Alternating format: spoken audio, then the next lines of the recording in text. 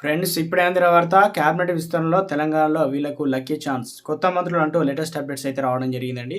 So ఆ వివరాలు ఏంటనేది వీడియోలో తెలుసుకుందామండి. వీడియోని చివరి వరకు చూడండి. కంప్లీట్ ఇన్ఫర్మేషన్ అయితే అర్థమవుతుందండి. మీలో ఇంకెవరైనా సరే మన ఛానల్ సబ్స్క్రైబ్ చేయకుండా చూస్తున్నట్లయితే వెంటనే మన ఛానల్ సబ్స్క్రైబ్ చేసుకోండి.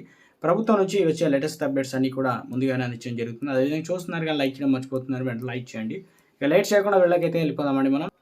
ఉగాది తర్వాత క్యాబినెట్ విస్తరణ చేపడుతున్నారని, ఆ మేరకు తమ సంకేతాలు వచ్చాయని చెప్పేసి ఆశావాలు ధీమా వ్యక్తం చేస్తున్నారు. శనివారం అసెంబ్లీ లాబీలో పలువురు ఆశావాలు చేసిన చిట్చాట్లో ఆసక్తికర విషయాలు వెలువడ్డాయి. అసెంబ్లీ సెషన్ ముగిశాక సీఎం రేవంత్ రెడ్డి ఢిల్లీకి వెళ్లి విస్తరణ ముహూర్తం జాబితా ఖరారు చేసుకుని వస్తారని అంచనా వేస్తున్నారు. విస్తరణ ఇప్పటికే ఆలస్యమైందని, సాధ్యమైనంత త్వరలో చేపట్టేందుకు అధిష్టానం సైతం రెడీ ఉందని ప్రస్తావించారు. అన్ని వర్గాల జిల్లాల హామీలను దృష్టిలో పెట్టుకొని మంత్రి పదవులు పంపకం ఉంటుందని చెప్పేసి అభిప్రాయపడ్డారు. ఇక ఉగాది తర్వాత అందరికీ మంచి రోజులు వస్తాయని చెప్పేసి క్యాబినెట్ విస్తరణ జరుగుతుందని మునుగోడు ఎమ్మెల్యే రాజగోపాల్ రెడ్డి అన్నారు. కొత్త పాత మంత్రులు అందరూ కలిసి పనిచేయనున్నట్లు వ్యాఖ్యానించారు. అప్పుడు మరింత సమర్థవంతమైన పాలన ప్రజలకు అందుతుందని కామెంట్ చేశారు. అధిష్టానం ఇచ్చినటువంటి మాట ప్రకారం తనకు మంత్రి పదవి దక్కుతుందని ధీమా వ్యక్తం చేశారు. తెలంగాణలో కుటుంబ పాలన తరిమికొట్టాలనే తన లక్ష్యం అసెంబ్లీ ఎన్నికల్లో పూర్తయిందన్నారు. ఆర్థిక శాఖ మంత్రి హోదాలో బట్టి విక్రమార్క కాంగ్రెస్ గ్యారెంటీలను అమలు చేసేందుకు నిధులు కేటాయిస్తున్నారని తెలియజేశారు.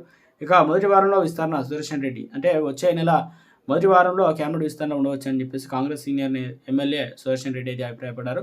దానికి ఏ శాఖ ఇచ్చినా కూడా సమర్థవంతంగా పనిచేస్తారని కామెంట్ చేశారు. గతంలోనూ వైద్య, మైనర్ ఇరిగేషన్ శాఖల బాధ్యతలు నిర్వహించినట్లు గుర్తు చేశారు.